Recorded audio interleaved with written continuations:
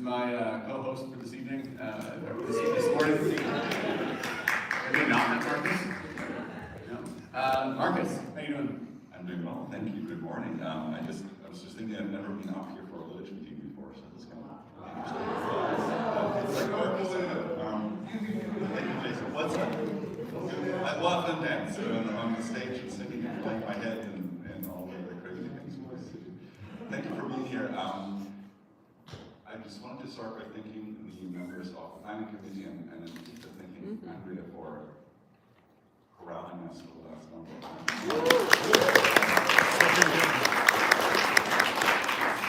It's been really fun and energizing to work with Iggy and Roger and Liz and Siddharth and Andrea and forgetting Laurel, thank you.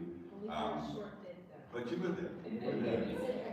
And others, and sort of slowly easing back into things, but also thinking about how we want to spend this group together in a way that's meaningful for you, meaningful also for Jason and his team.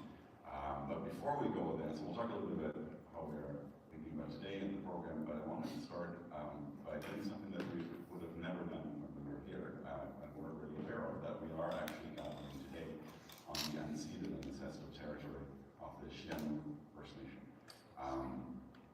I currently live and work on the unceded ancestral land of the Algonquin people, and I've learned over the many years that I've now lived in Canada much more about Canada's complicated and in some ways dark history with colonialism.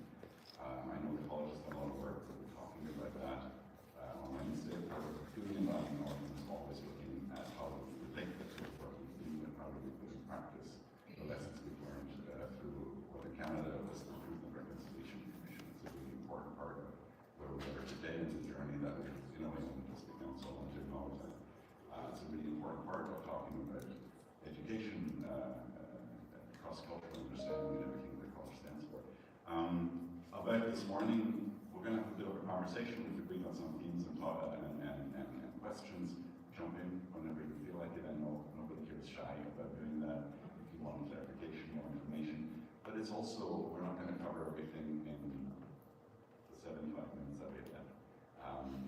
So it's really a starting point for a conversation. And similarly tomorrow, when we talk about inclusive and equitable education and look at all the different journeys that people and experiences that people bring, it's meant to start the conversation and same with reconciliation on Wednesday, so that you have opportunities afterwards and you walk from Madison Lake at lunch and so forth to chat, to connect, to build on those meetings. But I'm going to stop talking because I could talk for a whole lot longer, as Andrea knows.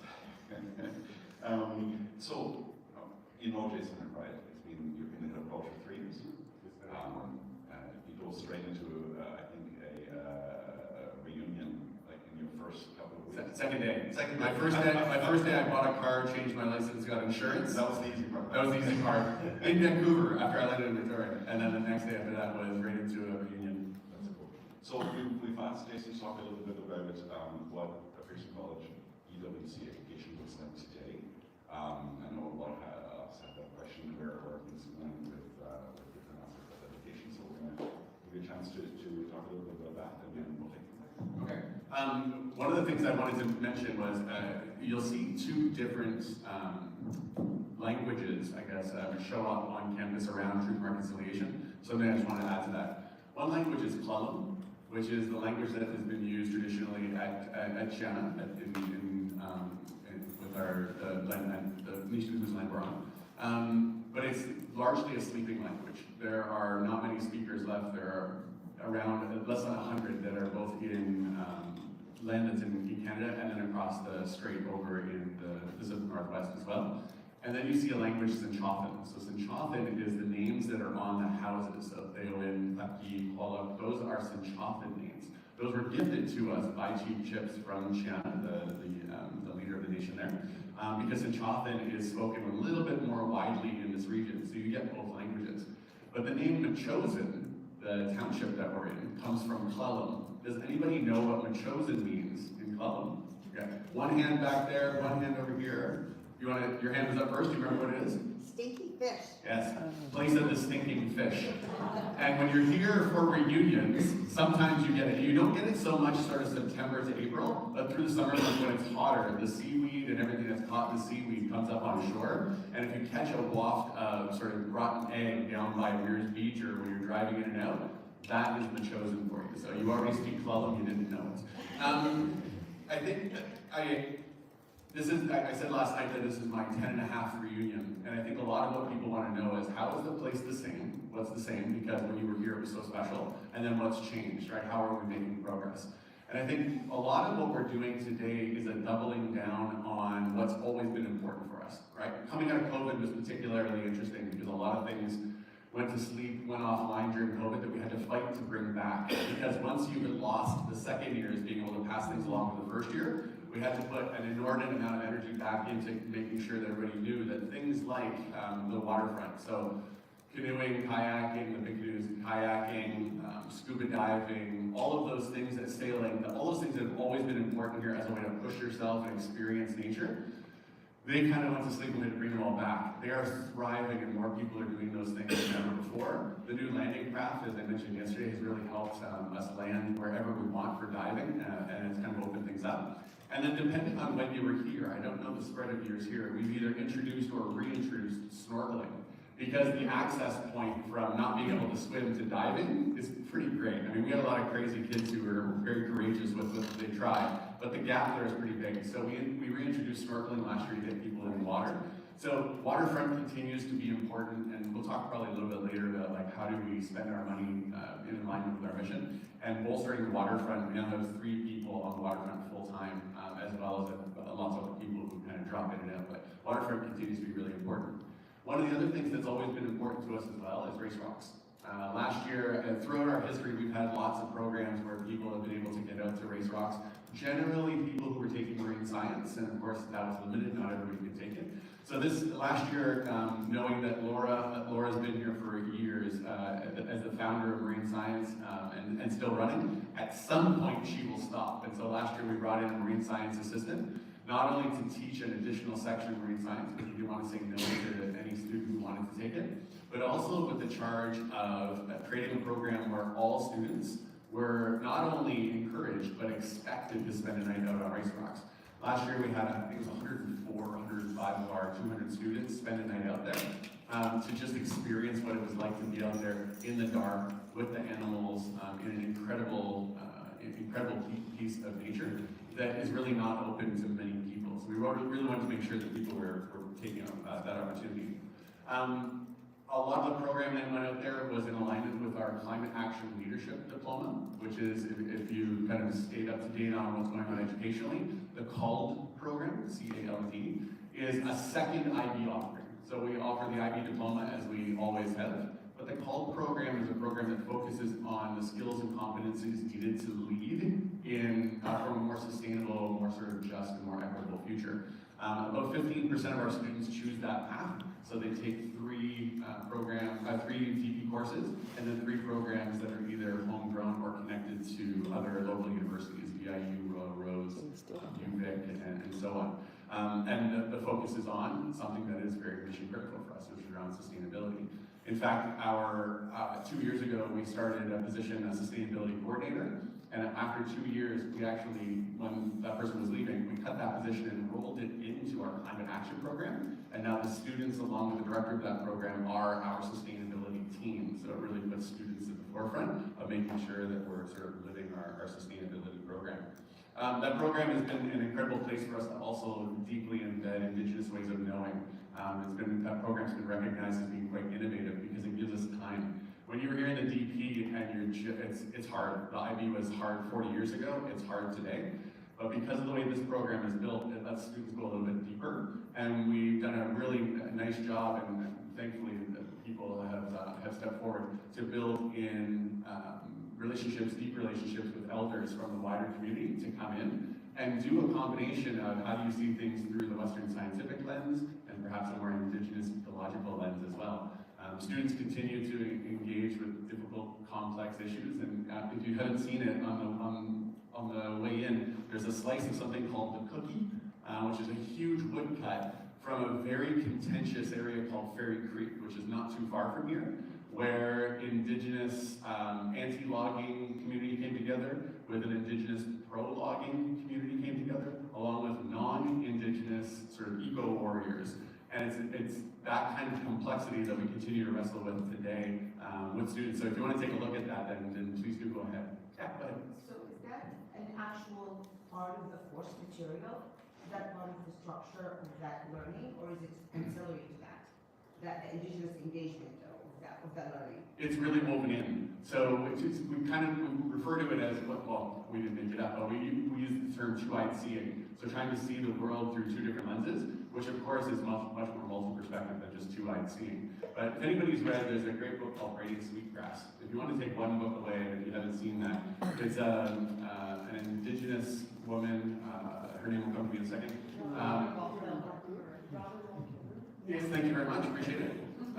And she's an ecologist by training, and she weaves in through the story how she sees the world and sees ecology, sees sustainability, climate change through her eyes as a scientist and as an Indigenous person as well. And that really is how we're trying to use that program. It's also, the CULT program in that way has also affected the rest of the program. We completely rewrote elements of the first year TOK, the Theory of Knowledge class, in order to deepen the perspectives unit as well. So it's really had an impact a little bit wider than just the CULT program, which is pretty good. Other things that are going on. So those are some of the things that might have been familiar in the past. Of course, we still bring students in as much as immigration will allow us in conflict pairs to set the stage for deep understanding, right? So if we're bringing in somebody from Sudan, we always bring in somebody from South Sudan. Russia has just put the IB on the banned list as of last year. So Russian students are no longer allowed to leave the country or go to a school that has an IB curriculum. The Russian government has said that the IB is no longer aligned with their values. So it's very difficult to bring in somebody from Ukraine and from Russia, but we try to bring in people from Russian background, or we try to, as we did this year, we had a student from last year, a prior graduate, call in for the global affairs session to kind of give a perspective on what it means to be a Russian in the world right now, and what the perspective is like. So we continue to bring students in conflict pairs, and I'm sure we'll talk more about sort of what scholarships look like and all the demographics. But one of the ways that we're pushing forward is this year we held our first AI Summit. And the theme of the summit was what it means to be human in the age of AI. It was largely student-driven and organized. We had lots of sort of external speakers come in and run workshops, but our students were really involved in that because, as you can imagine, the world that they're in and or shaping and or inheriting is pretty different. So their interest in that and how we leverage it without, we're never going to become a STEM school, but we have to acknowledge that there's so many tools out there that can really close gaps, especially around sort of language learning when students first get here, and closing sort of academic gaps because we have 100 different sort of curriculum backgrounds for students before they come in. So it's pretty important to them and pretty important to us. Last one I'll say before we maybe switch gears and go on to some other questions is the development of something called the Pearson portfolio. So I'm going to put Dan, if you can throw the graphic up. This work started about 2 years ago, and with the question of what does a 2-year experience look like for all students, not to homogenize the experience, but to give people a roadmap, give students a roadmap of when you're here, we'd like you to experience these things, and then pick where you want to go deeper, right? What we don't want is people coming in and getting deeply involved in sailing and never going to class. But we also, now I know who that applies to. Now I know who this smart scuba diving figure out. Spend some time above the water as well as below water. But equally, we also don't want people coming in, aiming at a 45, being in the library the whole time, and missing out on what you'll see is like 7/8 of an experience at the college, right? This is not, again, this isn't meant to homogenize the experience because you can't. Everybody makes this place slightly their own. But we wanted to develop something that said, okay, when you land here on day one, here are the things we want you to experience, right? As well as in that top left corner, shaping who you are, the perspectives you have, and also, sleeping occasionally and eating some food to keep your body and your mind strong. So these things should look pretty similar, right? The only thing that really would have been fundamentally missing from your experience here would have been the reconciliation and Indigenous perspectives. And that's very unique to us as a UWC, right? That's not a topic that's really part of other UWC experiences. While we're looking to build this model and models similar to this, Red Cross Nordic has a really good model they're working on as well, that all 18 UWCs have a fairly common understanding of these are the things that we want to have. So obviously diversity and belonging, central to who we are, right? We continue to bring in Canada's most diverse, most well supported scholarship program. Peace building, we'll talk a little bit more about how we do that explicitly these days, rather than just leaving it up to chance because of great day room conversations at 2 in the morning or sitting around the dining hall. That's still important, but it's not enough. We really need to be a little bit more explicit.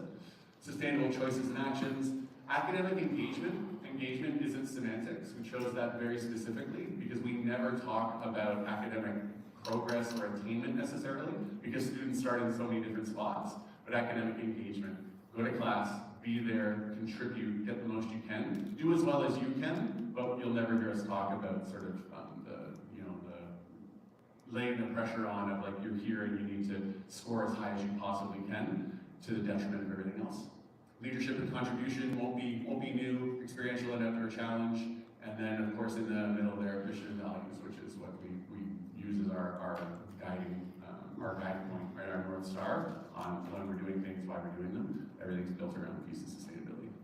Thank you, Jason. I wanted to pick up on diversity and belonging because my sense is that meaning of that has really shifted quite a bit since the 1980s when we would have been here in terms of who feels included and who feels that they actually belong.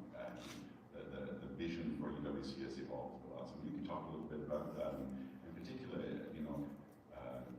how people of diverse gender and sexual identities feel included and accepted and supported when we are here. Yeah, I think who people were 40 years ago and who they are today might not differ very much, but maybe the recognition and the openness with which people share their identities has changed quite a bit, right? And so I think the college has done a ton of work over probably the last decade, certainly before my time, and we continue to keep it rolling, to make sure that no matter who you are, you feel free to express yourself. And I think that comes out, there won't be a pun intended there, but that comes out because a lot of students do come to Pearson and openly identify who they've always felt like they were in the opening weeks, which makes it quite complex to support them, right? So a student has left home, might come from a conservative family, country, religion, culture, whatever it is, comes here and finally feels like they can be who they want to be. Through the orientation program, even from my first letter that goes home and kind of echoes the Pearson portfolio, talking about the goal here isn't to change people's perspectives on pushing them along some liberal progressive agenda, which I think a lot of people have felt like over the years, that when you go to UWC, you need to come in here and get pushed a little bit more progressive. I hear that a lot. It's not inaccurate that a lot of people do move along a continuum a little bit because their eyes are opened. But our goal is not to make a bunch of, incredibly liberal people. We want people to understand all perspectives, and if you're going to do that, you have to open your mind to the fact that there might be more kinds of people in the world than you've been exposed to in the past. So we talk about it from the joining papers, orientation, right out of the gate. The first week that students are here, we're doing workshops on belonging, identity, to make sure that when students come in, they're aware of the range of identities that they might not have been aware of. And then through what we call CORE, which is a lot of our social emotional teaching and learning, we do workshops on things like consent. And consent leads into conversations about sexuality, and then we run workshops in the evenings, house by house, we call it sex and cookies, because then students will show up. So we run them by house. We run them in, if they prefer, identified male and female groups, and then we run an LGBTQIA two-spirit group as well, so that students can drop in and feel like there's a group where they can discuss what their identity is. And then some of our strongest clubs on campus, we have G, which is Gender Equity and Empowerment, focuses a lot on sort of the range of identities and making sure that everybody feels like they have a voice. We have our DEI group, which is a subset of the college assembly, which is our student leadership group. There's lots of places for voice and identity. And about, I'd somewhere around 20 to 25% every year. 20 to 25% of our students identify as being on the LGBTQIA identity, not spectrum, that's the wrong word, but identify as LGBTQ. So because it's Canada, as a place that's generally safe for people who identify in a non-binary or a different non-traditional identity, like that term, but we'll use it, non-traditional identity. Canada's a safe place. Pearson has historically been a safe place. We've added loads of counseling services over the last couple of weeks for people to unpack where they're at, not only as a team, but perhaps with a range of identities that they haven't been able to unpack before. So lots of work is going on to just make sure that people have that sense of belonging, no matter who they are or how they live. Thank you. Any questions at this stage? Anyone would jump in? Feel free. Yes. Yeah, I was curious about the IB and the CALL program. Are they two separate or are they integrated somehow? So the DP program is the same as you would have seen. It's changed a little bit, but it's still 6 courses plus TOK, extended essay, all that stuff, all those acronyms that you have PTSD about. And then the CALL program was kind of a stroke of genius by Craig and Emily when they were designing the program, and a person who's now at Atlantic, MJ, who was key in developing that program. They built it on what's called the CP program. So not the DP, but the CP. It's the second of 2 programs that the IB offers. It's the second diploma. It's called the career-related diploma, but that's a bit of a misnomer. They named it that because they were trying to compete, kind of offset the UK's like BTEC or other more sort of hands-on applicable rather than the theoretical of the DP. But what the CP allows for is half, What's DP? What's DP? DP, the diploma program. Okay. So that's what you would have done here in the IB. IB. You would call it the IB, but it's actually the IB diploma program. Okay, thanks. And this is the CP. So 3 or 4, sometimes students do 4 DP courses, like you would have done. And then they do the 3 homegrown courses that are built around the competencies, the 15 competencies that we've identified as being important to trying to lead in the future. Facilitation, understanding scientific work, like all of those kinds of things. So it's a combination of the DP and the CP. But it's a lot of acronyms for 9:15 in the morning. I didn't yet. There was a request here for what's my favorite dad joke. Do you want it now? No. My favorite from the summer was this. What do you call it when a chameleon can no longer change colors? A reptile dysfunction. That was my favorite from the summer. Now you're awake. A little insight into Jason McBride's head, but my poor children, they can't wait to graduate and go to university so they can escape my dad jokes.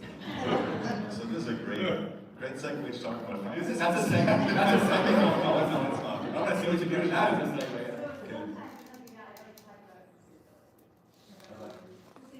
Yes, so there was a request for further conversation. I mean, I'm open to conversation here as well, but tomorrow, Lucas is coming in as a member of the CALL team. Arno's here.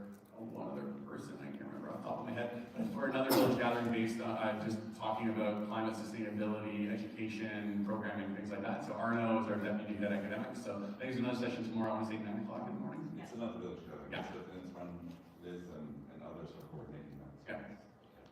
And feel free to ask questions too. Like that's okay too. Was there another hand up? No. I thought we might give a chance to talk a little bit about the financial situation, but also about the approach to scholarships.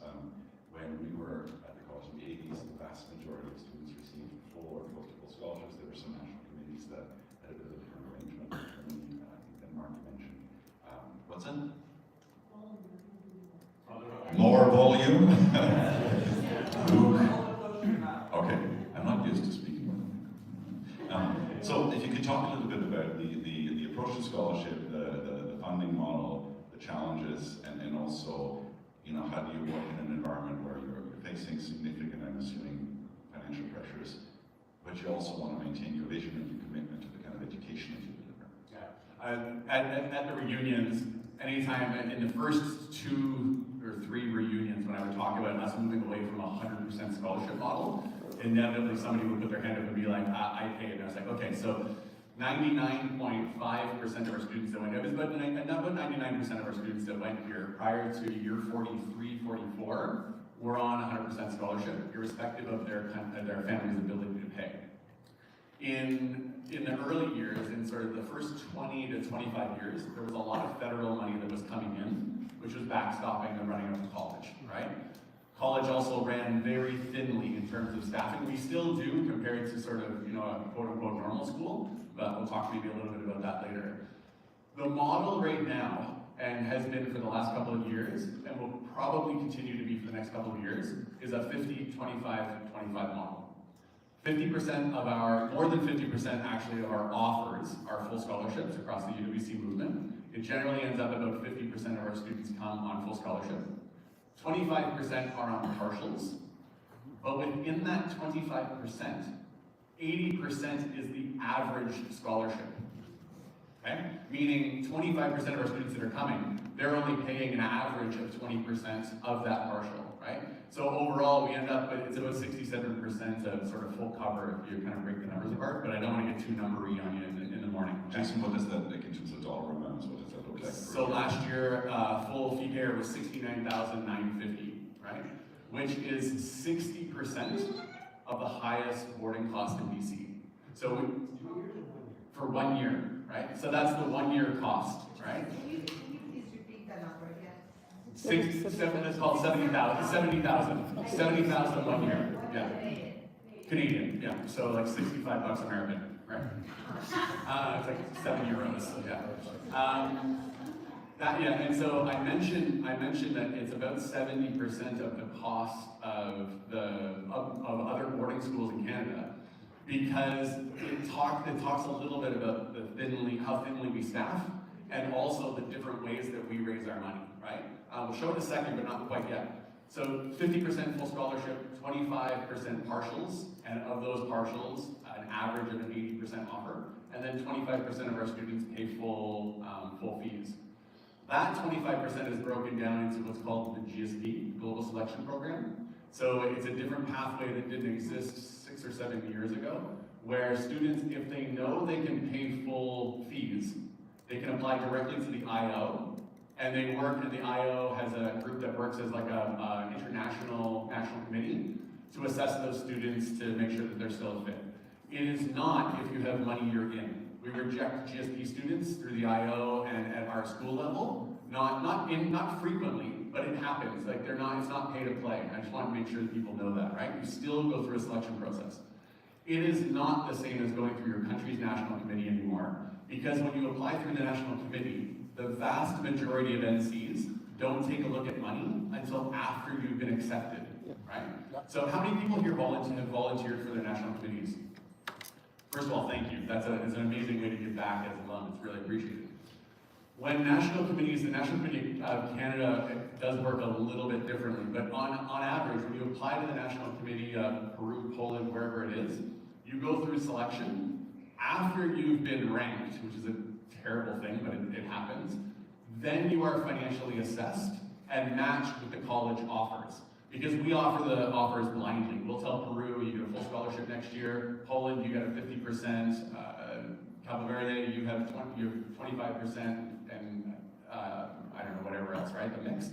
And then when those national committees select their students, then they pair them up, and it's a horrific exercise at the IO to make sure that everybody tries to get placed, and then horse trading starts, because sometimes we have an offer that isn't filled by somebody and we can swap them, right?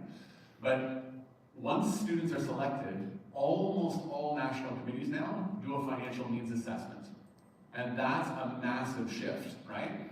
Because a couple of years ago, when we moved to this model, and we were encouraging national committees to do financial assessments, because if families can pay, you should pay kind of what you can. And the ideal model for Pearson eventually would get us back to that. So that Poland, when they assess their students, whether the top student can pay $70,000 or zero, if that was their top student, that's the student that gets to come to us, and we can meet any and all demonstrated need. But we're not there. We still require 25% of our students to pay tuition in order to make our budget meet, our budget work, okay? We'll throw up the graph, which shows you where our revenue comes from. So I'm gonna stand for a second just to look. So the stuff on the right side is bolded. I'll leave that for a second, and I'll tell you why it's bolded in a second. On the left-hand side, you see about 45% of our revenue comes from tuition, which is very unusual, right? Most international or independent schools, you would have 103 to 105% of your running costs be covered by tuition. So that it was pretty guaranteed and you could bank on it. 45% of our money comes from either family payments or from national committees. Summer activities, this is like what happens when we rent out the facilities and stuff, it's about 3%. And then miscellaneous revenue from other programming, selling hoodies, all of those things is about another 3%. So in total, that's 51% of our revenue is somewhat guaranteed and bankable. That's my gray hair, right? Because we start every year, our endowment draw can fluctuate. We've had a tremendous run of bear markets. It's done great things for our endowment. We're sitting just shy of 60 million. But to meet any and all tuition needs, it would have to be about 200 million to cover all costs, okay? So we're getting there, but it's gonna take some time. The IO funding scholarships are things like Dare to Dream. If anybody's heard about Dare to Dream, it's a matching program. It's got tons of criteria, but I'll just leave it at that. That's the largest IO part, and that fluctuates. A couple of years ago, that was 5% of our revenue. 8% I think is as high as it's been, but that fluctuates quite a bit, right? And so when you're looking at, that's $1 million. If that fluctuates by 1% of our revenue, $100,000 is a lot of money to fill the gap on, right? Government grants, 6%. Those are, last year it was from 4 governments. We're down to 3. We lost an East Coast government grant this year. But of that 790, 740 comes from Alberta. 740 of the 790. That tells you how far the federal and provincial money has gone. And in Alberta, it's there as the Heritage Scholarship. So it's built into the legislation of the province, but still things can change, right? So we're very reliant on that money. Funded projects are projects where people donate directly to something. So a reconciliation program or our call are big attractors for people donating directly.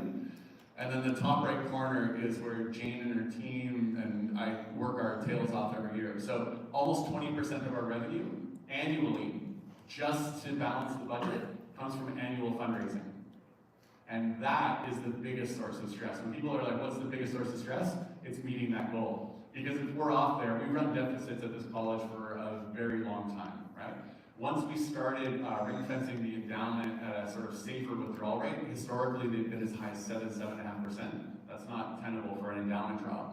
So 2019, 2020, the investment committee ring-fenced it at 4% as a goal. We're currently down to 4.75%, so we've pulled back. But that means that the annual fundraising goal continues to be, angina-inducing, really. Because every July 1st, we start with a $2.5 million size hole in our operating budget. That's not like, where most schools, most organizations, not most organizations, many organizations, certain educational ones, are fundraising for the next building, the next program. This is just to run the cost of the scholarships that we offer. So it's tricky. Out of that 20%, I'll share that 40% of those gifts are annual gifts of $5,000 or less. So for people who are recurring donors or who have thought about I'll give more significantly later when I can, lots of people coming together are what really moves the needle for us. Foundations have become more and more difficult to access. We have fewer foundations giving more money, which is, for the fundraising team, is quite a challenge because you invest a lot of time and sometimes it works, sometimes it doesn't. But our alumni sort of paying forward their education, their experience, has a massive impact. So that's my sort of pitch, is if you're waiting later until you can do more, I'd say please get involved now, because $100 a month times 5,300 alumni really moves the needle, and it's something that's bankable, right? $100,000 gift every 5 years out of the blue doesn't help us build an annual budget that we can really kind of project. But people doing $50 a month, $100 a month, more if you're able, then that really helps us kind of know what's kind of coming in the future and lets us really project our scholarship offers as well. How how do you, or who sets the tuition cost? So it's me and my team in conjunction with the board. And so along that, I'll tell you this, so I was saying that the tuition for next year, for this year was 70K, just shy of 70K. The tuition for this coming year is $80,000, okay? Because what we've decided as a board was we only have 3 levers. The number of students that go here, and to increase the number of students that go here, we have to build, and the costs are exorbitant on this land and just in Vancouver Island in general, right? And if we increase numbers, for every 4 students that we bring in, only 1.5 of them are paying anything. So it actually doesn't drive revenue. And it changes the experience. It can, although I think the assumption. It changes it, whether it's good or not, it doesn't, it's still. Okay, I'll give you that one. I'll agree with that one. All right. So you increase the number of students you have, right? That's the lever. That's one lever. The second lever is the scholarship mix. You have more fee payers or less fee payers, right? Endowment draw is an option that we don't want to go near. We're slowly pulling that back, trying to get to sort of 4.5%, 4.25%, then 4% over time. But the last one is tuition. And tuition for us is actually the one lever that has the least impact. Because if you are a full fee paying family, the reality is if your family has $70,000 in disposable income, you have $80,000 in disposable income. If you're on a partial scholarship, you're paying what your family can afford anyways. So even if tuition was $250,000 and your family can only pay $6,000 a year, you're paying $6,000, so it's moot. And if you're on a full scholarship, then you're on a full scholarship anyways, right? So the lever that the board, this was 18 months ago, we were looking ahead a couple of years, the lever we decided to pull was tuition. It still puts us, I think we're 5th in the UWC cost of running things, behind USA, Atlantic, Hong Kong, and Changshu. So we're still 5th, which puts us in the top 3rd, but doesn't have us anywhere near the most expensive as well. And cost of living is just crazy here, food and gas and all that stuff. I'm not whining. It's not woe is us. It's just the cost of running this place has gone nuts. In fact, 13 years ago, it was $6.8 million to run this program. It's 13.1. So we've roughly doubled the cost of the college over the last 13 years, which is quite remarkable, actually. And some of that would be truthfully doing like that in the waterfront, and some of that is just reflective of the cost of it. Yeah, absolutely. Just saying that some of this is a reflective of changes we've made. And a perfect example is counseling, the availability of counseling. Second sister, there we go. Is if we know that it's always been complicated to raise a very diverse group of teenagers, but if you were here 40 years ago and didn't feel like you had enough support or enough adults to go to, it's not taking anything away from host parents or advisors or teachers or leaders that were here, but it's a complex place. And so over time, we've added, it started before me and we've continued it now. Craig really gave this a push as the previous head, was bringing in a number of counselors and different kinds of counselors. So instead of hiring 1 or 2 full-time people, we have a sort of a portfolio that people can access so they can try to find somebody that they think that they're a little bit more comfortable with right out of the gate, right? So added counselors, added healthcare staff, added training for our host parents around for mental health first aid, advanced suicide recognition and self-harm. We've introduced a trauma-informed practice for all faculty and staff. Everybody does that course. So the cost of programming, the cost of putting our money where our mouth is around programming does cost more. A lot of it's inflationary pressures, but a lot of it too is trying to make sure that we're supporting students as well as we can, still given the constraints, and without taking maybe not going too far as to pathologize all of adolescence, but to make sure that there's a lot of support there for those who need it when they need it. Thank you. Liz? This is kind of a, sorry, this is a bit weak. I had a really exciting day yesterday. Just because I'm in education and I've run some programs across Canada doing special experiential things, a lot of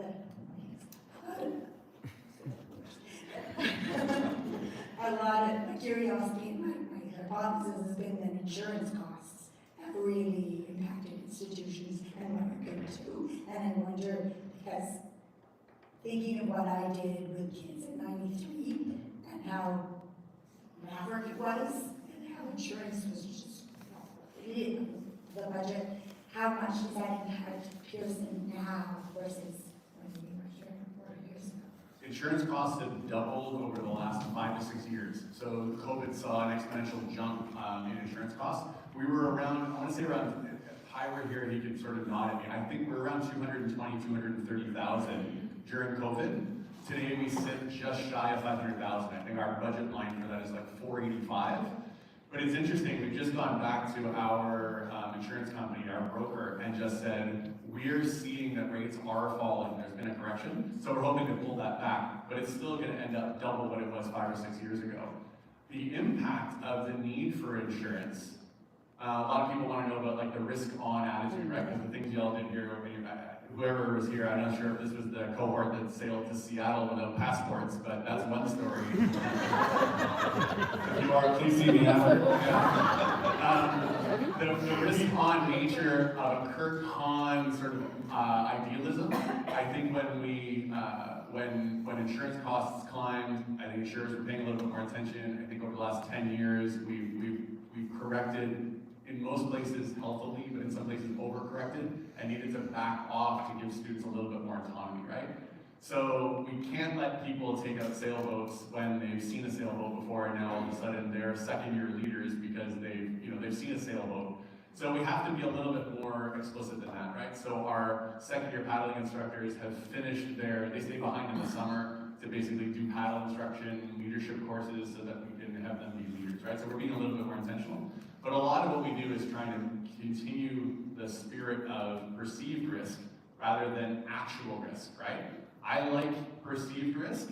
I don't even mind risk, but letting students go climb a still glaciated or still snow-capped peak 5040 is not okay.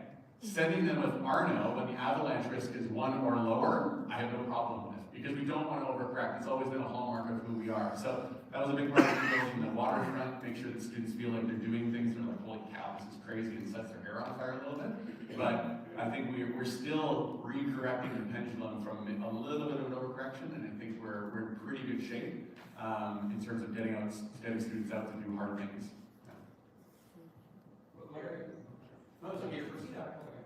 What are you insuring against? Is it liability or health insurance? Those are very different. There's very different insurance. There is, yeah. So the cost of insuring the physical plant has gone up because fire risk has gone up and things like that. Third-party liability, direct liability, the cost of healthcare, like MSP for our students, actually hasn't changed too much. That's actually not been a bad one, but it's all of those things. Like years ago, we had a situation where there was a potential kidnapping, and so the college got kidnapping and ransom insurance, and it doesn't cost much, but it's one of those things where if something happens when a student's in transition and they're still under my guardianship, then these are the things you can be guarded against. DNO, director and officer insurance has risen because the costs of lawsuits against organizations has climbed, right? So all of those things are part of running a modern organization with values that are still very much rooted in the 1970s and prior, right? But there are things that have to modernize, and fingers crossed that the costs will correct a little bit for us. But is it a similar question, or I have this question. Do you also have data and fraud insurance, linked insurance coverage? I think it's covered under our liability overall. With cyber is a huge thing now. Being held cyber ransom is a big one. I don't know who would want to target us necessarily, but I do think when people of ill intent see that you have a $60 million endowment, they feel like that's in play, even if it's not. But I think that makes us a little bit of a target.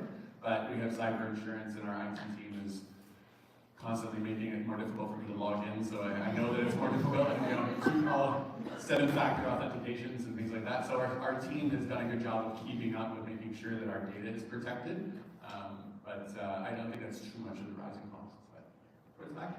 So I imagine many of the challenges that come from changing student demographics with respect to different class disparities can be mitigated by a consistent faculty and staff culture, right? That's sort of introduced and expectations held to.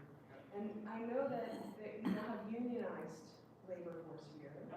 And I wonder how that has changed things. And what would you say are the greatest challenges to morale for people who work here? So the faculty voted to unionize the month before I got here, which is way better than the month after I got here, right? So I can still blame Craig. And Craig is the former head here, for those of you who met, he's the head at Walgrave now. We're close friends, we've known each other for a very long time. But it was an interesting call for him to call me in July and be like, so everything's the same as we said, except this thing is going on. The first time that the faculty talked about unionizing was 99, 2000. So it had been in the air for a while. COVID was a tricky time for everybody. The college dealt with the COVID sort of financial crisis by cutting everybody's salary 5%, trying not to fire anybody. I think there were two positions, reception and something else, maybe 2 or 3, that when people left weren't replaced. But nobody, I don't believe anybody was fired outright in order to balance the books. Coming out of COVID then, and the same as when I was the head of UBC Thailand, coming out of COVID, all people remember was the 5% pay cut and not the fact that everybody was, nobody was fired, right? So I think there was some built up water against the dam. I think, I think there's communication challenges sometimes. I think the board talking to the faculty about where things were at financially, some messages weren't as well received as maybe they could have been, but I think it had been a long time coming. In some ways, unionizing is the most and least UWC thing possible, right? It's the most UWC possible. Having a group of people fight for what they think they believe in, very UWC. Unionized environment where people have to wear a ton of hats in a constrained budget in order to make awesome things happen for students, also very UWC. I don't think it's really affected morale that much. I mean, Adriana's over there, you can talk to her after, she doesn't have to comment right now, but I don't think it's actually changed very much. What it's done is for me, for HR, for Arno, when we're at the table negotiating collective agreement, it's a lot of time. But other than that, I don't think it's affected our ability to continue offering the programs that we've offered or continuing to bring things back to life. I don't think it's had too much of an impact. Now the staff voted to unionize and join the faculty 7 or 8 months ago. So now our collective agreement will be for everybody minus sort of leadership and management. But I think it just is what it is. People have the right to organize, and then you have to make the best of what it is to address what caused people to go that direction in the first place. And it is who we are now, so off we go. Yeah, and the question I suppose was, has that significantly changed morale? And what now would you say are the greatest barriers in terms of morale for people who work here?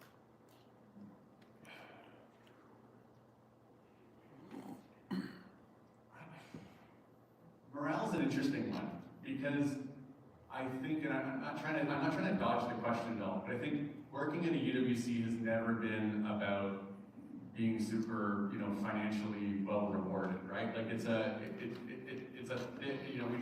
we don't pay as well as other independent schools because we just don't have that money necessarily. So I think morale, when you look around in the public sector is, being paid 4 or 5% more. Maybe then you look and you're like, oh, we should be paid equal to public school teachers. It's not the same contract, it's not the same kids, it's not an apples to apples.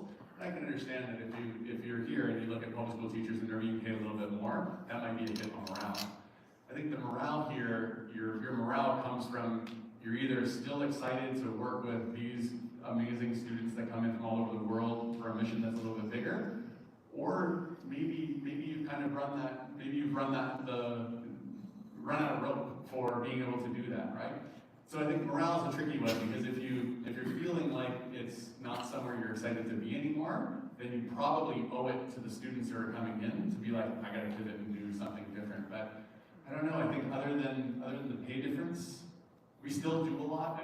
You're still running a bunch of activities, you're still working as an advisor, you're trying to help a bunch of kids with their extended essays, you're still trying to teach great classes.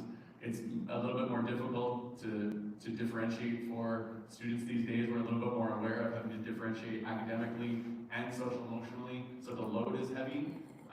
And the calendar's tough, right? We go like crazy from mid-August to December. and then you die for 3 weeks, and then you come back and do it until the end of May. And people from outside education often look at like, your teachers are off for 83 days, and yeah, because there's no holiday anywhere else, right? So they have a stacked summer. Those are some of my thoughts, probably not very eloquently offered. But. Right, so there's no short list of things that as administration, you think, if I had money or if I had resources, I would change this, and this for people who work here. Ooh, that's a slightly different question. I mean, in some ways, what we talk about at the bargaining table are the things that come forward, right? So, would we like to, if we had more money, would we extend healthcare benefits a little bit more? Probably. But the challenge here is always, it's kind of like university math. I don't know, for those of you that went to university and thought like this, maybe this resonates. Every choice you make is a drink at the bar on Friday night, right? For us, that drink is scholarships. So until we have the ability to meet any and all financial need, any decision we make is a potential for us to add more scholarships, right? So the board might want to pay me 10% more, but that's not going to happen because we can't afford it and still sort of push towards our goal of of a richer scholarship offer. So that's part of the challenge that's baked in, is we have this goal where $2.5 million is a lot of healthcare or additional counselors or nurses or whatever it is. So I think that's part of the challenge, is balancing how do you take care of people, how do you hear their concerns at the table or just knocking on my door, and how do you balance that off with a scholarship model that we're desperately trying to ramp up. I think that's a bit of a challenge. And the collective bargaining process at least surfaced all of the concerns, and we dealt with the ones that we could. Most of it was salary in the first round of bargaining, because they had sort of fallen behind through COVID, and we're trying to catch them up as much as we could. And we'll see what comes up in the next round, and whether that's healthcare or sick days or whatever it is. But the list isn't fresh off the top of my head, because it's always that balancing act against scholarships for me, for the board, and for our faculty and staff too. They know, like, you can ask for 10%, but you know that ultimately that's going to run into your ability to offer scholarships as well. So they're conscious of that. They're not asking for crazy things. Not yet, anyways. We'll see the next round of bargaining. You know, on the flip side, in many places when unionization comes in, performance management of the meritocracy of the staff goes up. One of the main faculty standards, faculty performance management, faculty meritocracy. I think the good thing that came out of, a bunch of the good things actually came out of collective bargaining. It's a very interesting way to get to know a college or a school. Like, come in and go straight to collective bargaining, you have to rip apart all of your policies and know them really well because you're talking about them at the table. So it was a heck of an 18-month education for me. I think what it did around classroom observations was reminded us what's in policy, and then review, is it possible with like 10% of my time and 30% of Arno's time, can we actually do what this says? And then what do people deserve as a way to help them get better as professionals? And are there other ways to slice that? So this year, for instance, we had a group of teachers work together to do peer observations, which is much more powerful than an administrator going in to watch, twice a year, every 3 years or something like that.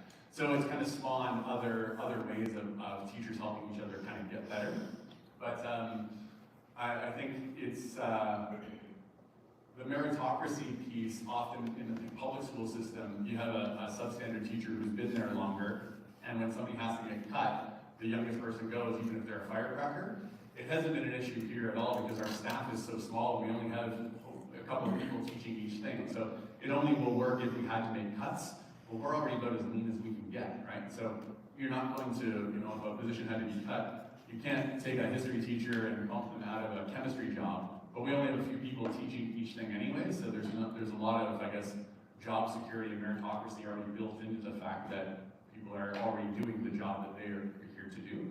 So we wouldn't really see that impact unless we were cutting the program. And the college has had right around 23 to 24 faculty full-time equivalents for 20 plus years. But as thin as we can go, it's still offer the program. You were talking earlier about increasing the level of public students, are those being extended to the faculty, and also what are the opportunities for professional development for the faculty? So there, we've experimented over the last couple of years with like staff wellness days. We did it as a week-long program. We did it as a month. We scattered them out. We continue to kind of experiment with what people need. But that's kind of like the last 10%. The college added an employee, employee something benefit, where if you need mental health support or you need to talk to a counselor yourself, there's a call line that's connected to our health insurance, and so you can access support that way. We have a second person in HR. We added a second role a couple of years ago in order to make sure that there were enough people to be able to sort of listen to faculty and staff, and so that was added a couple of years ago. What else? Some people have used their professional development funds for courses for their own sort of well-being as well. So all faculty and staff have their own amount of money that gets added annually, and it can accrue up to a certain amount. So if they want to spend a little bit more every couple of years, they can do that. For our faculty, usually that means IB training or something related to their what they teach. For staff, it's related to their job or something that would enhance their own sort of well-being as well. I think it's about a quarter of the money that's assigned annually can be built up, can be used for health and well-being factors. I think it's 25% of their total. And I think the faculty, it's $4,000, like up to $4,000 can be accrued over 4 years. And I think the staff, it's $1,000 accrued over 2 years that can be used for those per week. Yes, any questions for good?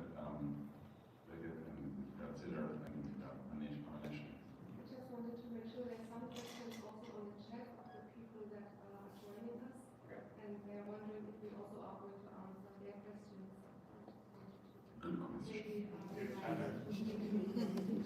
Let's vote on that. So we'll let Marcus, you want to check that while I go to one other question in the room? It's a, I think it's a good question. So, how long is the average? What is the average duration of service that a teacher, the current teaching, the faculty, 23, 24? What is the average number of years that they've been teaching? I think we're 14-ish or something like that. So teacher retention is a good one. I should have actually mentioned that around morale, right? We haven't had, Zoe left last year because she's either pivoting out of education or going back to Europe. And she was only with us for a couple of years. Raphael is taking a sabbatical this year. Becky retired after almost 20 years of sort of accrued service. Adriana, I'm missing somebody who's, where are you? Adriana, where are you? Who else? Like, people haven't really left during the course of the last 3 years. No, in Pearson didn't get that much. Yeah, we brought in a couple of new people have joined as other people have left. Peter is new. Peter came in 2 years ago. David came in 2 years ago. Kiara was 3 years ago. But overall, I think it's something like 14 or 15 years. We are the second highest retention rate out of all UWCs. Only Hong Kong is higher than us, and the folks in Hong Kong have been there like an average of 109 years or something. Like they've been open for 30 years, and they have a bunch of people who are at 25 years plus. But I think we're around 14 or something, 14.5 or something like that. That's actually a very good sign, if you ask me. Yeah, retention. Yeah. Staff turnover is higher, for sure. Yeah, and I think, Andrea's bolted to the floor now, so she can't go anywhere. But I think there in ADR, there's been quite a bit of turnover. It's also, that's also kind of what happens. I think people in alumni relations are often fundraising adjacent, and fundraising jobs in Victoria are plentiful and have a turnover rate of like 12 to 18 months. So out of any department, that department is actually turns over the most because we hire good people, and then unfortunately they're going to go out and take on other fundraising roles. The vast majority of people. Andrew moved back. Andrew was with us for years for a couple of years. He was running our social media and part of our comms team. He moved back to Alberta after being with us for 6 years. Jane's been with us for a little bit more than a year. Carly was with us for 9 years prior to that. So there's been turnover, particularly at the alumni engagement. We did have one person in that role for like 6 months, and she got a fantastic job. I think she went to UVic. So there has been turnover in the people that have been forward-facing, but overall it hasn't been much. In the last couple of years, Jake, who's our head of maintenance, was at the college for almost a decade, house parent and in maintenance. He left, and Oliver came in. But we, Deanna, 30. She's come up to 30 years. Ty's been with us for 11. Trying to work down hall. Donna's been with us for like 17 years. I mean, there's been pretty good retention, but the forward-facing for alumni, that face has changed a lot, but don't extrapolate that out to everybody's turned over. It's been pretty good that way as well. Jason, this is maybe a naive question, because two facts first. You mentioned one of your biggest concerns was the plug, the annual fundraising campaign. You also said, which I think is really good, that the discipline of imposing a 5% or 4.75% spend on the endowment is a really good thing, because I know 10 or 15 years ago, it had become undisciplined and the numbers were much higher. The naive question is, if you just had a massive camp, and I'm sure you've tried, so the question is, what could we do as students, as alumni, if we could just grow the endowment significantly, whether it's a large corporate gift, whether it's alumni gift, whether it's whatever it is, then the need for your annual fundraising plug, if it doesn't disappear completely, it decreases substantially. Yeah. So if that's such an obvious answer or naive question, what stopped us from getting to a number? And what's the break even? What would the endowment need to be so that you would have zero pressure for an annual fundraiser? Yeah, that's about triple, like 3.2 times what we have now, so 200 million would do it, right? But here's the crazy achievable number, all right? We have about 5,300 alumni, okay? Someone pointed out last summer that they're not all still with us, unfortunately, but I'm just gonna use the number as a round number, right? 5,300 alumni. If every alum gave $120 a month, we could meet at all financial need across the college and eliminate our need for annual fundraising. It's actually, that number might be so out of reach for some people, and for some people it might be a rounding error on your latte factor per month, right? But $120 per month for every graduate of Pearson gets us to that number. And that's remarkable, actually, because that's like, I get goosebumps, nerdy goosebumps when I think about fundraising, because that's actually very achievable.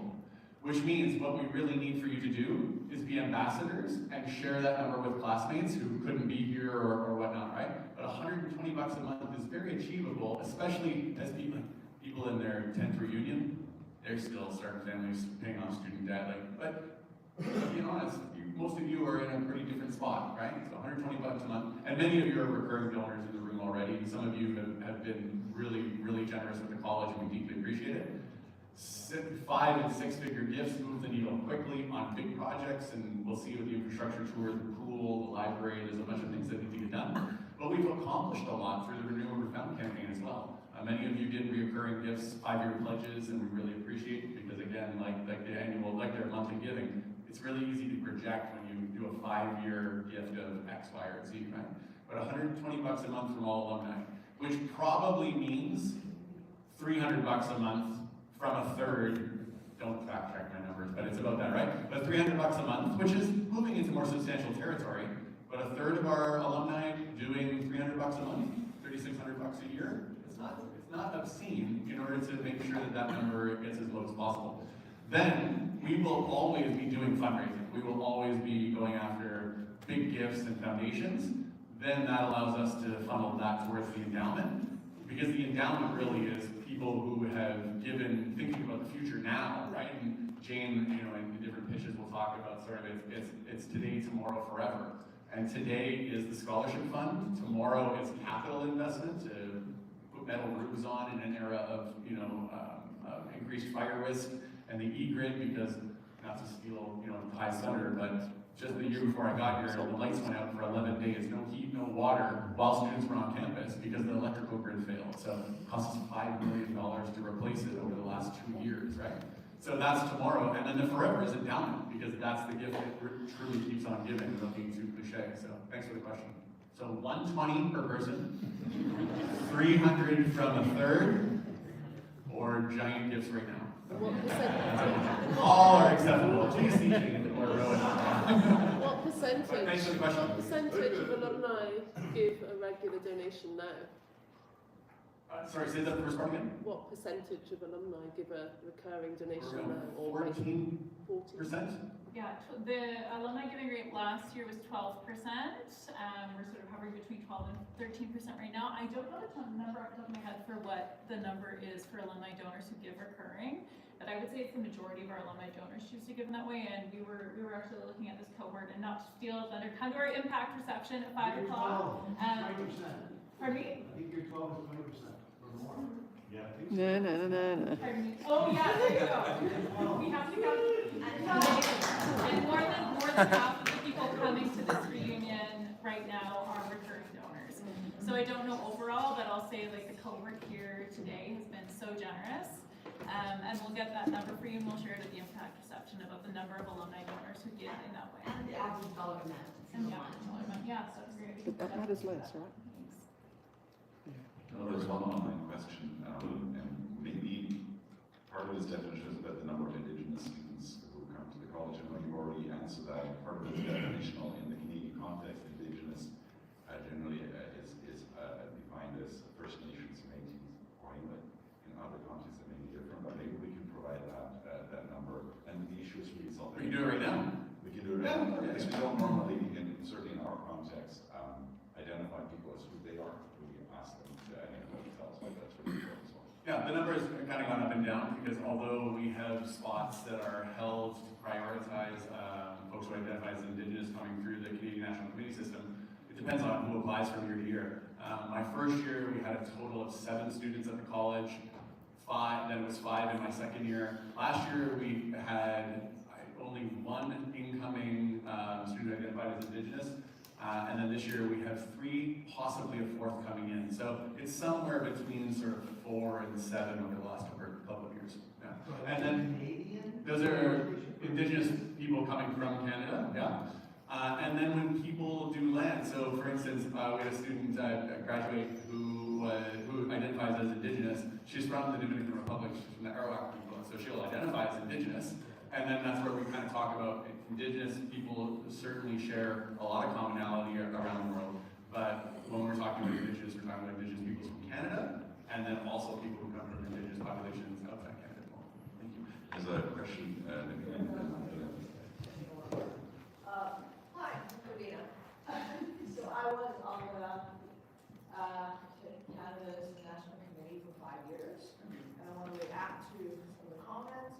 I was in the meeting, and there were students of Indigenous in Canada who did not want to come to this college. So it's their choice where they want to go, and if they actually want to go to Costa Rica, Italy, we work the system to send them there. So it's not like a must that this college will have Indigenous students, may it be First Nations, and the Métis. So I just want to be very clear that it's about what the students like and how we work together to get that system. I'm no longer, we've met one time or 2 times, but I just want to be very clear about that fact, because I think of that answer, that it really is not about us picking the students, but it's about where they want to go and where they want to be, what their professional experience, Yeah, just another sort of follow-up question is, there's the numbers, then there's also the experience. I know that the college has done a lot of work around what is the experience of an Indigenous person or First Nations person at the college. I was wondering if you could speak a little bit about that. To be completely honest, it's really tricky, right? Because I think over the last 10 years, as we've unpacked how to better support and create a sense of belonging for Indigenous students, sometimes we tip into being even more critical than we need to be, and it's actually made us like not reluctant, but more aware of the gaps.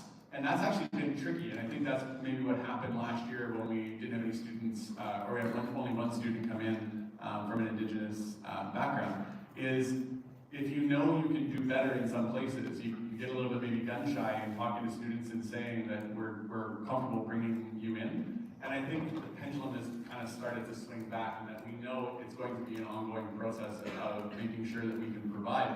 But it's also forced us to think about how and where we bring these students in from. bringing students in from a northern community where they've had a very different educational background, we know that they're going to struggle academically. So are we ready to support the student academically? If they're coming from an urbanized background, then maybe they're a little bit more used to the school system, but they're still relocating in Canada and all the complexity of whose land am I on and what's my relationship to that land. It's kind of had us thinking about, should we focus on southern Vancouver Island, for instance, so that when students do need to go home for a ceremony or a passing in community or whatever, they're closer and they're not having to fly back to Labrador. But then you're also not getting a wide representation, and you don't want to limit people's opportunity from coming from wherever they're coming from to come to the college. So I think what Rebecca and Lindsay have done, Lindsay's the executive director of the National Committee, her last day is on the 12th, after 5 years, is talking to families really open and honestly about where the struggle points have been for students. So at least they're making an eyes wide open choice. Because we talk about, hey, we focus on diversity and belonging, it makes it sound like it's a utopia, and it's not, right? You're raising 16 to 19-year-olds, there are going to be ignorant things that are said. Somebody's going to be called an Indian, somebody's going to be called, like, you know, it's going to happen. So we can't prevent it 100%, that's our goal, but it's a vision more than a reality all the time, every day. So just recruiting in a very open way about here's where people have struggled, and us continuing to do as well as we can. This coming year, we have an Indigenous counselor who is working, should be working remotely with us for the most part, but just creating, 5 hours a week with somebody who can understand a little bit more about where our students are coming from, giving them that place to go to that isn't on campus, so they can talk even more freely with somebody who might understand their perspective. So we're always adding things and then trying to just be really eyes wide open about where the challenges have been for people or for students over the last 5, 10 plus years. Rebecca will be with us, joining us on Wednesday, August 12th for our Truth and Reconciliation session. So she is amazing, and I think Jason has given some really good answers, but she'll also be really happy to talk about that and answer some really in-depth questions about our current students and our hopes for the incoming program. This is a quick one. How many countries are currently represented? And then on the financial support, I'm curious whether students themselves are aware of who's on scholarship, who's not, and if that's a dynamic thought. Yes. So last year I think we were like 94 or 95 nationalities. We're always hovering around the 100 mark. So I think we're like 94, something like that. The identified male, female, and non-binary or we'll call it non-binary. We continue to be, what's the number, 63, I think I wrote it down. I wanted to check to see what it was. We are, sorry, 59% female, 37% identified male, and then 4% non-binary or other, I think, no offense intended, but however they identify. So we've always tipped female, and the movement as a whole is usually around 62, 63% female, just because around the world, disproportionately, women are looking for access to education that might not be equitable in their own places. We continue to be 25% Canadian, so we try to get all provinces and territories, and we usually manage to hit that target. The money question is an interesting one. So yes, students know who has money and who doesn't. I think that's always been the case, but you knew in the background that the vast majority of people weren't paying for it, so maybe that changes a little bit of the mentality around like an ROI or a transaction mentality. I don't think it's as clear cut as you might perceive it to be. There are kids who take this place for granted on full scholarship, and those who deeply appreciate every element of it and are paying full fees. But it does cause lots of conversations around UDW, around excessive displays of wealth. When students can order from Instacart, bring in groceries because they want to make a cake at 10 o'clock at night, that is a separator and affects the sense of belonging perhaps from students who can't, right? So there are lots of conversations at village gatherings, in advisory, in house parent meetings, house meetings about, it's not about having money, it's about the decisions you make Are they sustainable? And do they lead to a sense of exclusion by virtue of the decisions you're making with that money, right? So is it there? Absolutely. Did people know when you were here, did you know who had money? Of course you did, because you either had nice shoes or you had shoes that were a little bit more humble, right? But I think it's made it a little bit more top of mind, but I think it's something that's been sort of a bit of a battle at all universities for a while. Yeah, Bruce, for context, I served on the international board in the early 2000s. So one of the things that has changed is the UWC movement has grown dramatically. 17 colleges, right? Could you talk a little bit more? 18, right? Could you talk a little bit more about the balance between expanding the UWC mission worldwide and paying for this college? Because obviously donors are spread thinner, government grants are spread thinner, and so on. It's an interesting question. So I joined in 2017. I was the founding head of UBC Thailand. And we were the 17th, and then East Africa joined, and they were the 18th college. In some ways, the expansion has been additive, because the more schools you have, we're now in 18 countries, for instance. 17, depending on your view on Hong Kong. In some ways, that's expanded, right? The reality is there are more than enough students who deserve a shot at a UBC education, so in some ways we've widened that. What we've made is life difficult for the national committees, right? Because the national committees, their job is to go and find awesome kids who fit all kinds of strata around the ability to pay, right? So that's the added layer there, because the cost of running all UBCs has gone up. Monster is a perfectly good example. Their tuition was, I think last year was 26,000 US, and it's gone up almost to 40,000 next year, because the cost of running it is just, it's just gone up and up and up, and they've tried to maintain, and they just can't, right? So all tuitions are rising. But I think in most ways, it's been additive. It's given us more voice in more places. I think government grants and things like that are generally country by country. So adding something in Thailand or adding something in Tanzania doesn't detract from us doing what we're doing in Canada. In fact, some ways it's given us wider scope. And the ILO, really what they're focused on is using a collective effort from all 18 countries and 254 national committee countries to go after bigger money, right? So instead of us going after the Gates Foundation, Mississippi and Faith talking to the Gates Foundation as a collective has given us a little bit more reach. So I don't know prior to that what the impact would have been, but my general sense is that it's been additive and given us more voice in more places. We're still a wonderful secret, right? There's still not enough people who know about us, and that challenge is some ways baked in because you don't have a catchment, right? We're not a local school where 10 kilometers in all directions, people come to the school and it's known.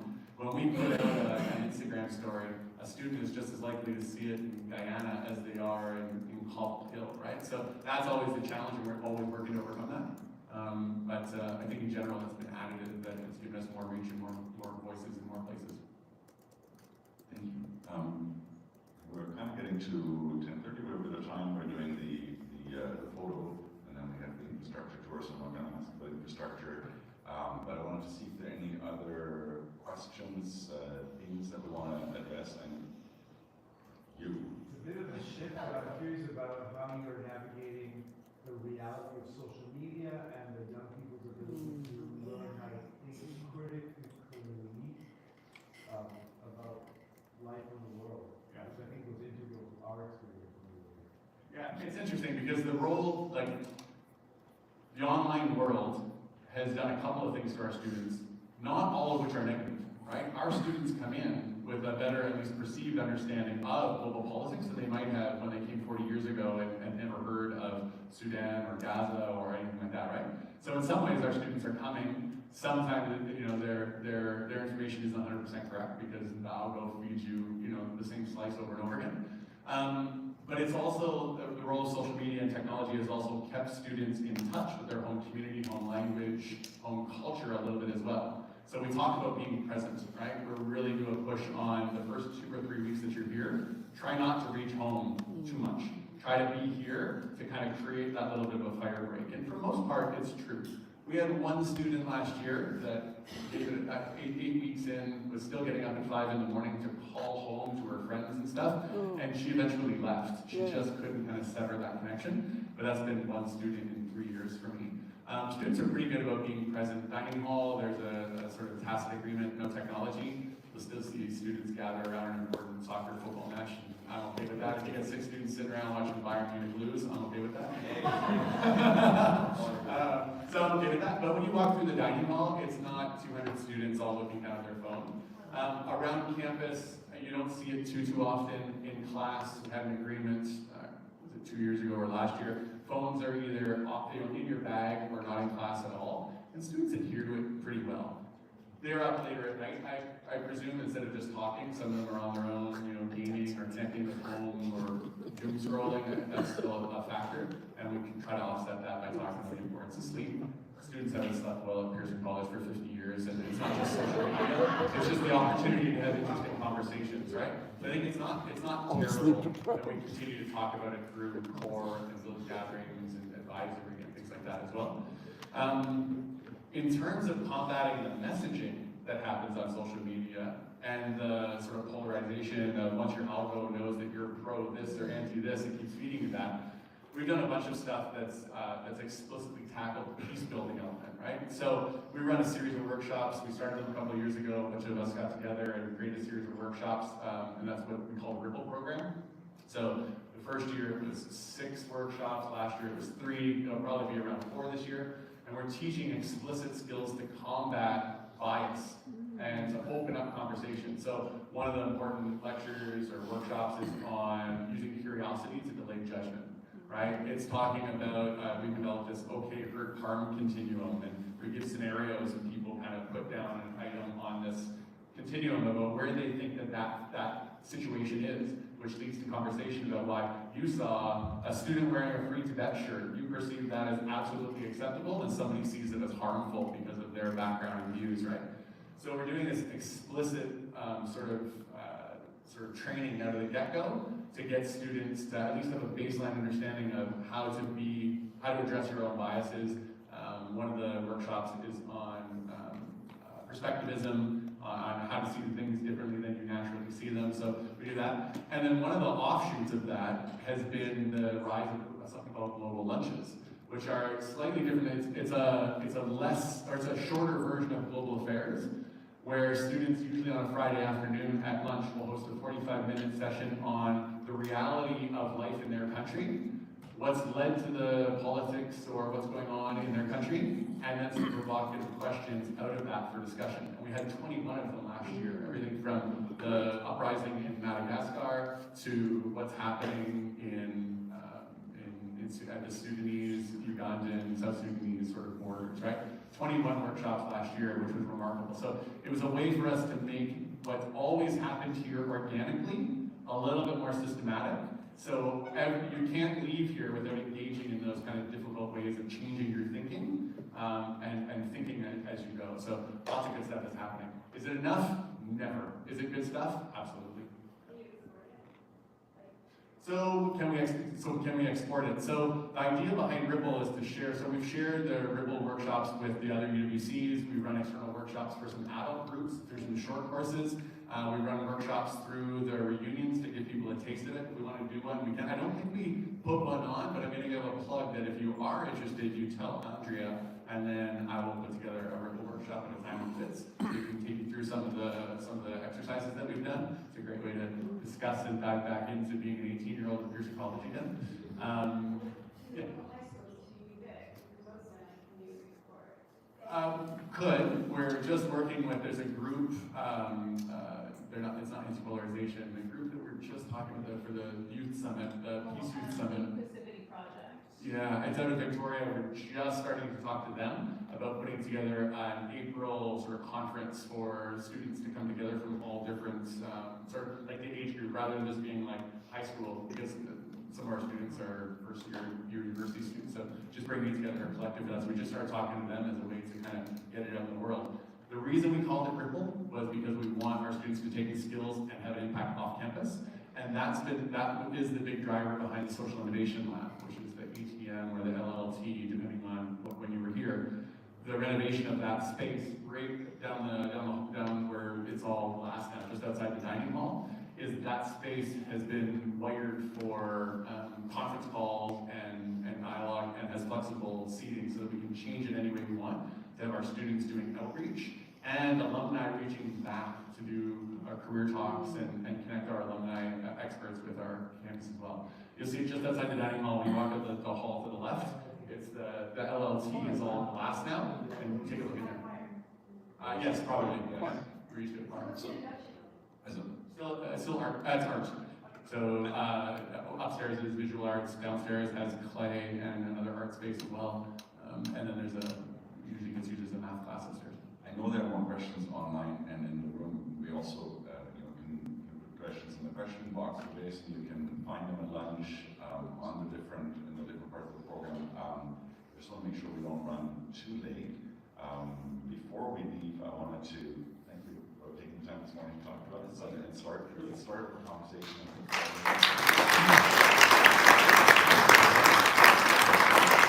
Can I address this question first? Which one? This question says, how did or do bidets evolve the PC experience? I think there's a misunderstanding between auto flush and bidets. We don't have bidets or heated seats, but we have auto flushes. That's just the 21st century. So just to clarify that misunderstanding around bidets. Infrastructure. That more will be discussed on the infrastructure tour. There is one. Not in the seats though, not like Japanese toilets. In one building. Sophie, yeah, upstairs and downstairs, one of the stalls each. Really?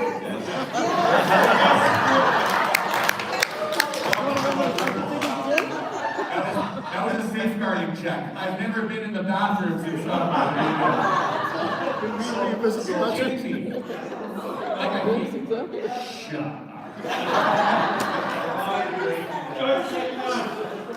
when he's staying in Hammond, it's like I want to stay stuck tonight.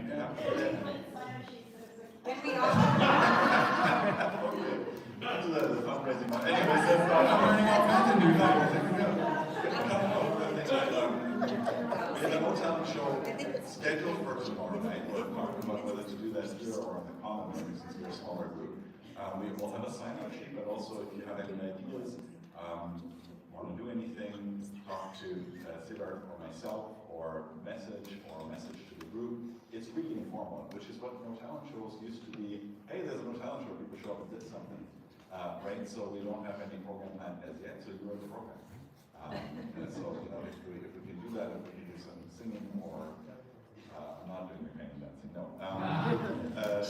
Lunch today, if we can share Ukrainian dancing, we talked about that yesterday. That might be your next exercise today. Yeah, anyway. The second village gathering tomorrow evolved as an idea looking at how many of you are connected to education, and to really get an opportunity to talk to each other about reflecting on your own journeys, on how you see education, experiential education, inclusive and equitable education, and connect it back to the college. So we have colleagues from the college joining us, but also have people who have a wide range of experiences. It's going to be quite informal. Best way to move forward and figure out how we're actually going to do that tomorrow is to be at lunch. Grab a table, Liz is going to be there, and others, Marnie and Katie and Urzo and Corey and, sorry? I'm forgetting other people. Yes, thank you, David. I always forget something, but that's so we'll do that today at lunch, and other than that, we'll go ahead and we'll take some pictures. Sorry. Just a clarification on the schedule. It says 10 p.m. walk to the observatory. We meant to change that. It's going to be much closer to 9 p.m., maybe even 8:30ish, 9 o'clock. We are planning transportation there. The few of you that want to hike up to the observatory, go for it. But we will be providing transportation. And it's not very clear on the schedule, but I wanted to point out 7:30 on the lawn, which is directly in front of the Max Bell, to the left of the old Japan House, the former, I don't know what it's called, forgot it. On the grassy area, just as you exit the Max Bell and walk down the path, is where we're gonna start the memorial service. There will be chairs there to accommodate at least half the crowd. And it's not gonna be 2 hours as it says on the schedule, because it's, we meant to update that and it sort of fell through the cracks. So we're gonna do the first half of the memorial there, and it doesn't say it on the schedule, but the observatory is actually the second half and the closing of the memorial, so it's very important, if at all possible, everyone tries to make both. You know, I didn't make it past 9 p.m. last night myself, I apologize. So, I know some people may see the 10 p.m. and be like, I'm not sure if I'm up for that, you know, especially if I've got to hike up or hike back or what have you. So, just those clarifications, we'll probably remind you of dinner again. I just wanted to put that in your heads because that's the way I function. I need to know how my day is starting and how it's ending. And thank you in advance for coming because it's going to be a really special part of the day, the whole weekend. Go ahead. Isn't part of the observatory experience the fact that it's dark? So you can just wondering if that's the case. I recall that Jean Gadin is like the later the better. Yeah, this is 40 sunset, so by 9:15 it should be good. Exactly. So that was the first thing I Googled was the sunset, and yes, I have that in mind. But 10 p.m., I doubt we'll be there, you know, until it says late. It's just depending. You'll see how it unfolds because it's somewhat structured, but not really structured. And you'll see what I mean when we begin here on the grounds, and we want to keep some of it as a, you know, unveil it as it happens. I think it's going to be more meaningful that way. So thank you in advance for trying to make both portions. So just a safety announcement for those who have headlamps or flashlights or torches, please bring them along, especially for the walkers, because coming down, it's going to be a little dark. Good point.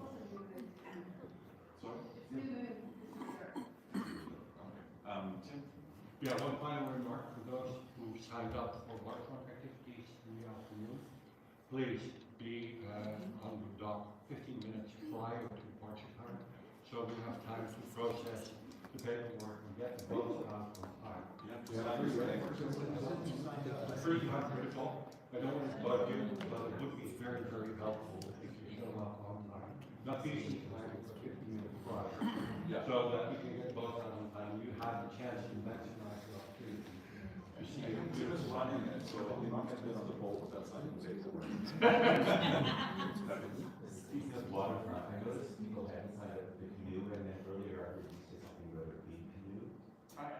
Is this what's canoe? It's a big canoe. Mike would be doing canoe with the term. So you like multiple people are signing up? Multiple people have signed up for a canoe run. Okay. There's X number of seats in the canoe, maybe 12, 8? Yeah. So depending on the number of people, it's the size of the canoe.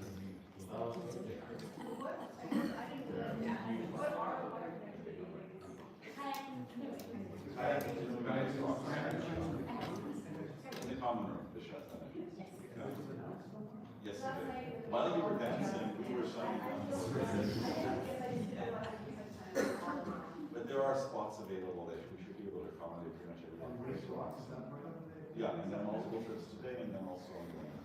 So from here, we're gonna go right outside and take a photo, and then we're gonna go down the stairs, and if you haven't signed up yet for the common room, and if you want to do the infrastructure tour, that starts at 11, then Ty will be picking you up from the dining hall to go on the infrastructure tour, so it's all downhill from here.